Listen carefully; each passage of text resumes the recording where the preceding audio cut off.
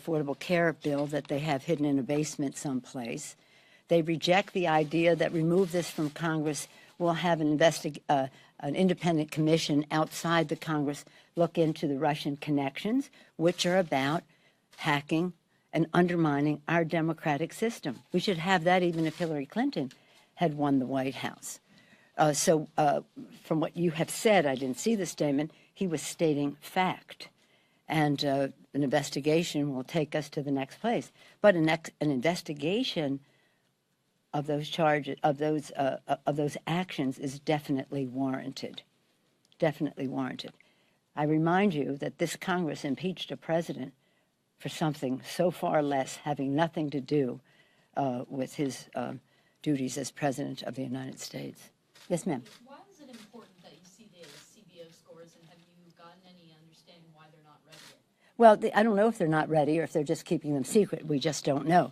But we've never been able to proceed with legislation of this magnitude without seeing the Congressional Budget Office score. And the Republicans have been very much a part of, we both have insisted on that. We have to know what we're doing. What is the impact on the budget, especially if they intend to do this under reconciliation. The impact on the budget is essential to go forward. And in terms of if they did it outside reconciliation, it's still essential that we know what we're doing. What do you want to see and what do you expect?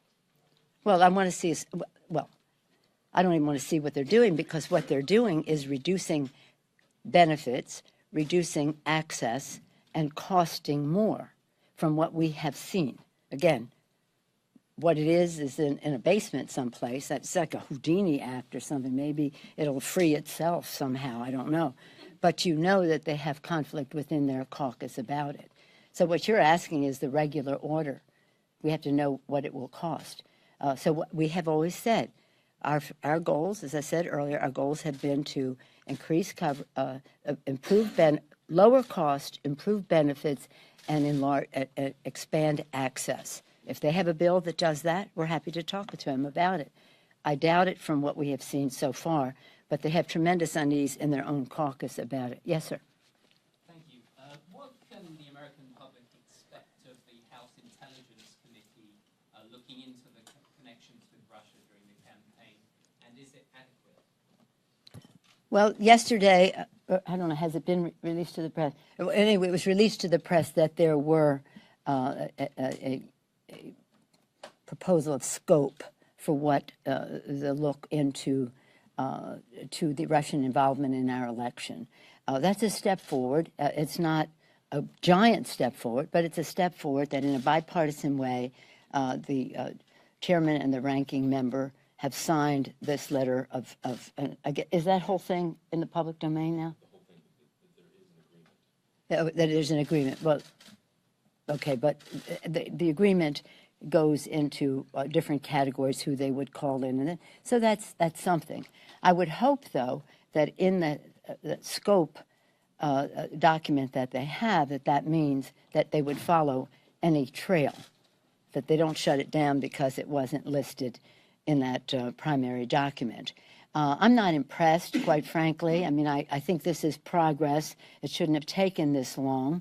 Both the House and Senate committees should, but it takes time. You want to see documents. I respect that. I'm an intelligence person myself. You want to see the documents. You want to take the time. But we want to know that there's a path and not just an avoidance of it by killing time instead of using time. So we'll see. But as I have said, I think that while it's important for the House and Senate Intelligence Committees to investigate this, what we also have to do is have an outside, independent, bipartisan commission to look into, broader than what I just said, the impact of the Russians on our election, but the personal, financial, and political connection between the Trump organization and the Russians. Yes, ma'am. What does it say to you that many Republicans, some are calling for Senator Sessions to recuse himself, but are stopping short of calling for a special prosecutor? Well, in all of this, all roads lead to the Republicans in the Congress. What are they afraid of? They have been afraid of the truth every step of the way. They don't want to see the president's tax returns. When every president since Gerald Ford, any president in modern times, has released his tax returns, and candidates released their tax returns. So what is it? That would be a key indicator of their interest in the truth. So the question is to them, what are they afraid of in the tax returns? What are they afraid of in the investigation of the Russian involvement to undermine our democracy, to repeat that in other countries, to come back here and do that again? What does it say about them that their chief law enforcement officer, the top cop in the country, lied to his colleagues in the Senate and to the American people, a person who himself knows about prosecution and knows about the law and knows about perjury and its penalties? So what is it about the Republicans that they want to hide the truth from the American people? I call it stonewalling. I call it stonewalling. You'll have to ask them, though, why they're stonewalling and what they're afraid of. Yes, sir. Yeah. The Trump administration this week called for some pretty big budget cuts, including up to almost 25% for the UK. What, if anything, can Democrats, particularly in the House, do to push back against those cuts? Everything is about the public. How many times have you all heard me say, public sentiment is everything? Abraham Lincoln. The public has to know what they are doing to our future. We all agree that we want to have the military that we need to protect the American people. We take an oath to protect and defend our Constitution and the American people. But our strength is not only measured in our military might, it is measured in the health, education, and well-being of the American people, because the people are not only our inventors and our family, people who grow family and community and build our country, they are also our soldiers. And so we see, again, a budget supposed to be a statement of values. What the president is doing is quite outrageous. He is throwing out the window years of compromise in terms of parity, similar amount for defense as for domestic. At the same time, it's important to note that defense is defense, but domestic is also veterans, Homeland Security, the State Department, and all that is involved in our security and soft power, as well as weapon sales and the rest of that, are in the domestic side of the budget. So honoring our Camp David commitments and the rest of that, all in the domestic side of the budget. So in saying he's going to make these cuts, if he in fact increases defense this way, what is his mission? What is the mission? Tell us your security mission that would justify this. What is this? Is this more contracts for contractors? Is this more? What is it? What is this money for? A. B. How can you possibly take that much money out of the domestic side? And so then they say, well, we're going to hold veterans and Homeland Security. We're not going to cut that. Well, if you hold them harmless, then you even have less to invest in education, research, and development.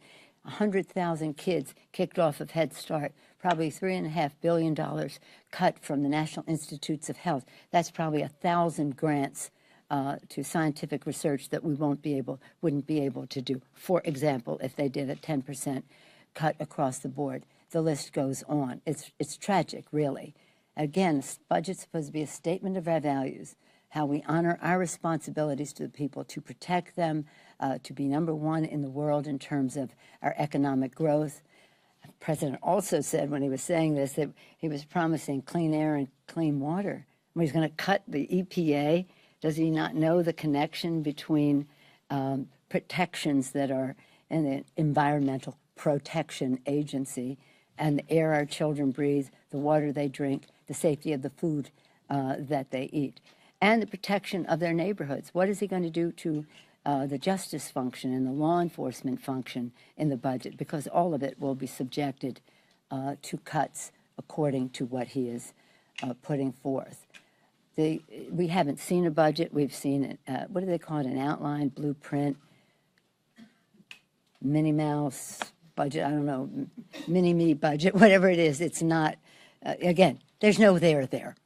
There's no there yet. And what we've seen so far is scary, very scary. And in every respect, whether it's protecting our security and not pandering to Vladimir Putin, not flirting with lifting our sanctions on Russia for their aggression in Eastern Europe, and not undermining our treaties on non-proliferation and the rest. What do the Russians have on him? And then to turn around and say, our strategic opponent here is Russia, and I'm going to undermine our intelligence collection on Russia because of what? We just don't know. We don't know a vision. We don't know a judgment about what works or any knowledge associated with it.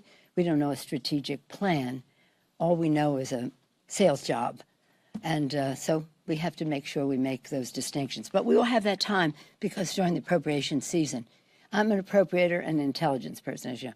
Appropriators always try to come together in a bipartisan way to get the job done for the American people. But it remains to be seen what the Republicans will do to those decisions, and if the allocations of resources to certain subcommittees that deal with health, education, jobs, our justice system, our transportation, housing, research and development, energy, science, it remains to be seen. Well, we'll be making those fights, and we will take them to the public, inspired by Abraham Lincoln. Public sentiment is everything. And that is, the public has to be vigilant, very, very vigilant, more vigilant than ever. Thank you all very much.